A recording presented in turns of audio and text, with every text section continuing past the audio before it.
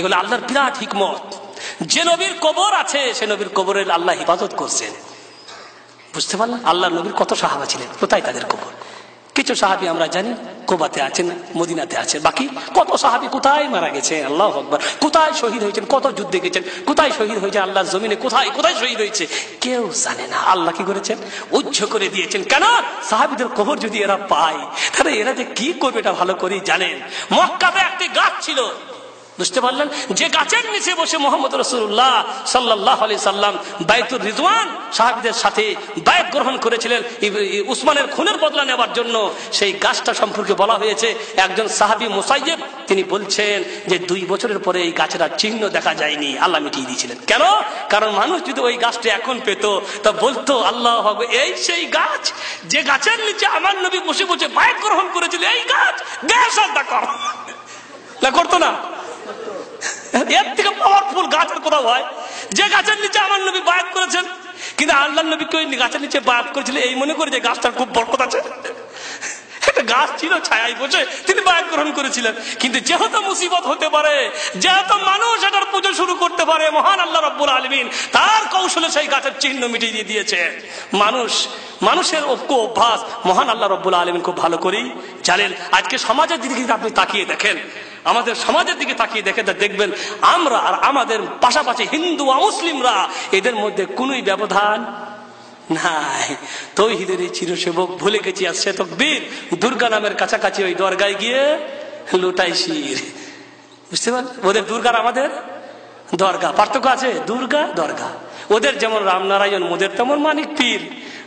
কোথায় আমাদের পার্থক্য? ওদের রাম, ওদের নারায়ণ, আমাদের তো মানিক পীর, পীরের তো ছড়াছড়ি। ওদের কলাই ও দইয়ের সাথে মিশে গেছে মোদের ক্ষীর, সবে বরাতের ক্ষীর, এইসব পিঠে। ওরা যেমন কলা দই বিভিন্ন পূজাতে করে, আমাদেরও খুব কি বলে আপনার কলা, আর আমাদেরও আছে কি সবে বরাতের পরোটা। পার্থক্য কোথায়? ভাইরা আমার, হিন্দুরা মন্দিরে গিয়ে প্রণাম করে, মন্দিরে রাখা মূর্তির সম্মানে দাঁড়িয়ে প্রণাম করে। আমরাও কবরে গিয়ে মৃত্যু ব্যক্তির সামনে দাঁড়িয়ে শুধু প্রণাম করি না, বরং সাজদাও করি। হিন্দুদের আছে রাম, লক্ষণ ইত্যাদি, আমাদেরও আছে শাহজালাল, আব্দুল কাদের জিলানী, আর অন্যান্য অনেকেই আছে। হিন্দুরা বিপদে বললে রাম বলে ডাক পারে, আমরা মুসলমানরা বিপদে বলে ইয়া আলী, ইয়া গৌস, ইয়া উমুক, ইয়া তমুক বলে কি করি? ডাক পারি। হিন্দুদের পবিত্র স্থান আছে, গয়া কাশে সেখানে যায় তারা পবিত্র হওয়ার জন্য। আমাদেরও পবিত্র স্থান আছে, আবডসি আছে, শাহজালালের মাজার আছে, আজমির শরীফ আছে, পাথর চাবড়ি আছে, আরো অনেক কিছু আছে যেখানে আমরা যাই জিয়ারত করার জন্য। না যাই না? আমরা সেখানেও যাই। হিন্দুরা তাদের গুরুজন, তাদের পণ্ডিতদের হাত পায়ে চুমা দেয়, আমরাও আমাদের পীরের হাত পায়ে চুমা দিই। চুমা দিতে দিতে পীরের বুড়ো আঙুলটাকে আমরা শুরু করে ফেলাইছি। বুঝতে পারলে? এত চুমা দিতে হয় হিন্দুদের। এরা বড় বড় এই সমস্ত মানে যাদের পবিত্র স্থানগুলি আছে, এই পবিত্র স্থানগুলিতে হিন্দুরা বাৎসরিক মেলা লাগায়, আমরাও কবরে মাজারে উরুস লাগাই। প্রত্যেক বছরে বিভিন্ন অলির কবরে মাজার উরুস হয় না, হয় না? নির্দিষ্ট সময়ে হয়। আর এই মাজার উরুস গুলাতে যে কি হয় তা আমরা খুব ভালো করে জানি। যারা যায় তারা বুঝতে পারে যে এখানে কি হয়। কোন এমন পাপ আল্লাহর জমিনে নাই যে পাপ এদের কবরে হয় না। হিন্দুরা তাদের পণ্ডিত এবং তাদের গুরুদের নামে প্রশংসায়, তাদের মূর্তির প্রশংসায় মন্দিরে গিয়ে কি বলে আপনার ভজন গায়, ভজন। আমরাও ওই কবরে আর মাজার গিয়ে কওয়ালি গাই। পার্থক্য কোথায়? কোথাও পার্থক্য নেই, সব মিশে গেছি, আমরা একসাথে মিশে গেছি। এলাহাবাদ মানে মেডিকেল কলেজে একজন ডাক্তার, বড় ডাক্তার, সার্জন, আল্লাহর তৌফিকে, আল্লাহর করুণায় তার মধ্যে হিদায়েত ঢুকে যায় এবং সে ইসলাম গ্রহণ করে। ইসলাম গ্রহণ করার পরে সেখানে হিন্দু পরিবেশে বসবাস করা তার জন্য কঠিন হয়ে যায়। তখন সে তার স্ত্রীকে নিয়ে দিল্লি চলে যায়, সেখানে বসবাস শুরু করে। দিল্লিতে গেলে তার স্ত্রীকে নিয়ে বিভিন্ন জায়গায় দর্শন করতে গেলে সেখানে একটা আছে আমাদের নিজামুদ্দিন আউলিয়ার মাজার, আছে না নাই? মাশাআল্লাহ, মনে রাখবেন, এই নিজামুদ্দিন আউলিয়ার মাজার, এই নিজামুদ্দিন আউলিয়ার এই সেন্টার হচ্ছে সারা বিশ্বের তবলিগীদের মেন সেন্টার। বুঝতে পারলেন? সারা বিশ্বের তবলিগীদের মেন মার্কাজ হচ্ছে কোথায়? নিজামুদ্দিন আউলিয়া। যেখানে আছে কবর, যেখানে আছে মাজার। ইনি ডাক্তার সাহেব বলছেন, আমার বিবিকে নিয়ে সেখানে মাজারে গেলাম, দেখলাম মাজারের কবরের সামনে দাঁড়িয়ে আছে অনেক মহিলারা হাতে ফুল নিয়ে, হাতে ফুল নিয়ে দাঁড়িয়ে আছে। আমার স্ত্রী নবাগত মুসলিম, তার অত তৌহিদের জ্ঞান নেই, তিনিও একটা ফুল কিনে কবরে ওই মহিলাদের কাতারে দাঁড়াই গেছে। আমি বলছি কি ব্যাপার, তুমি আবার ফুল কিনে দাঁড়াই গেলে কেন? তা বলছে এই সবাই দাঁড়িয়ে আছে, আমিও দিব ফুল। কই দিকে সরিয়ে এসো। কই তুমি জানো না এই মৃত্যু পূজা থেকে বাঁচার জন্য আসছি আমরা ইসলামের মধ্যে। এই মৃত্যু পূজা থেকে এই মুর্দার পূজার থেকে আমরা ইসলাম গ্রহণ করে আবারও যদি কবরে ফুল দিই তাহলে পার্থক্য থাকলো কোথায়? আমার ইসলাম গ্রহণ করার লাভ কি হবে? বাস্তব না অবাস্তব?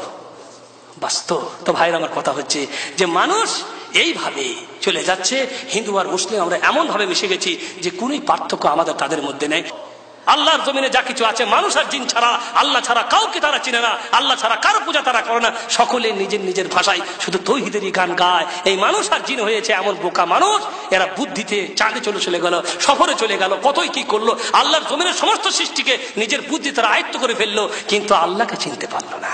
দিনের ব্যাপারে এত বোকা, যে যা বলে তাই মেনে নেয়, যে তাবিজটা সেই তাবিজে গ্রহণ করে নেয়, যে যা বলে সব স্বীকার করে নেয়। সব দিক দিয়ে এদের বুদ্ধি আছে, কিন্তু দিনের ব্যাপারে বুদ্ধি নেয়। বলে কে জানে, হতেও পারে, বলা যায় না।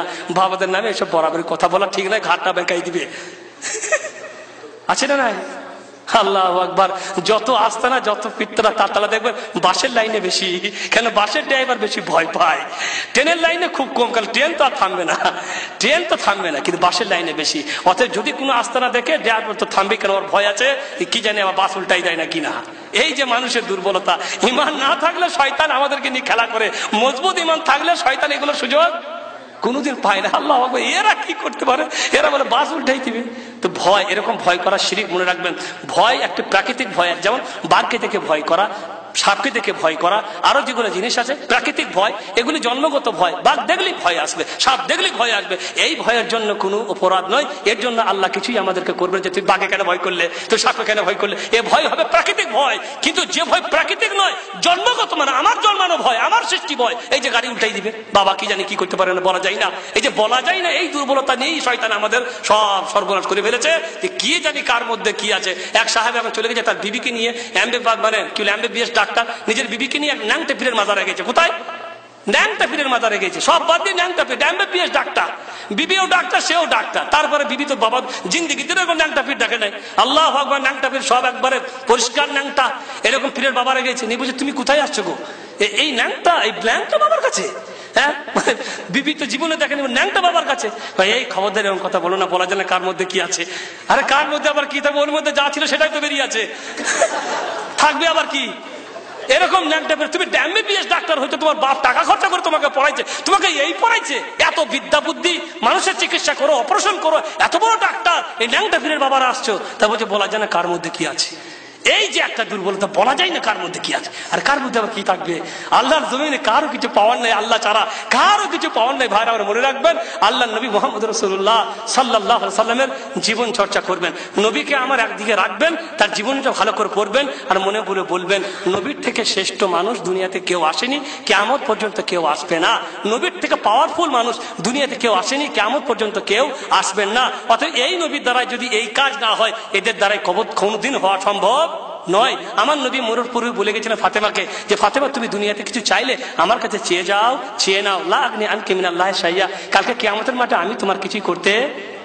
খবরদার ফাতেমা, এটা কথা মনে করো না যে আমি আমার বাবার, আমার শ্রেষ্ঠ বাবা, শ্রেষ্ঠ নবী, এই নবীর দোহাই দিয়ে জান্নাতে চলে যাব। খবরদার এরকম ভুল ধারণা নিয়ে যাবে না। তোমাকে বাঁচতে, তোমার আমল দিয়ে বাঁচতে হবে। আমি নবী তোমাকে জান্নাতে নিয়ে যেতে পারবো না। এই কথাগুলি মনে রাখবেন, এই জিনিসগুলি সামনে রাখবেন, নবীর জীবনটা সামনে রেখে খালি দেখবেন, তাহলে আপনারা আমার নিজের ফায়সা নিজেই করতে পারবো। যে কাজ নবী করতে পারেন সে কাজ খবরদার এই সমস্ত ভণ্ডরা করতে পারে না। এরা ভণ্ড, বদমাশ, শয়তান, এগুলিকে বাঁচার চেষ্টা করবেন। আল্লাহ রাব্বুল আলামিন যেন আমাদেরকে বাঁচার তৌফিক দান করেন। ওয়া সাল্লাল্লাহু আলা নবিয়িনা মুহাম্মদ ওয়া আলা আলিহি ওয়া সাহবিহি আজমাইন।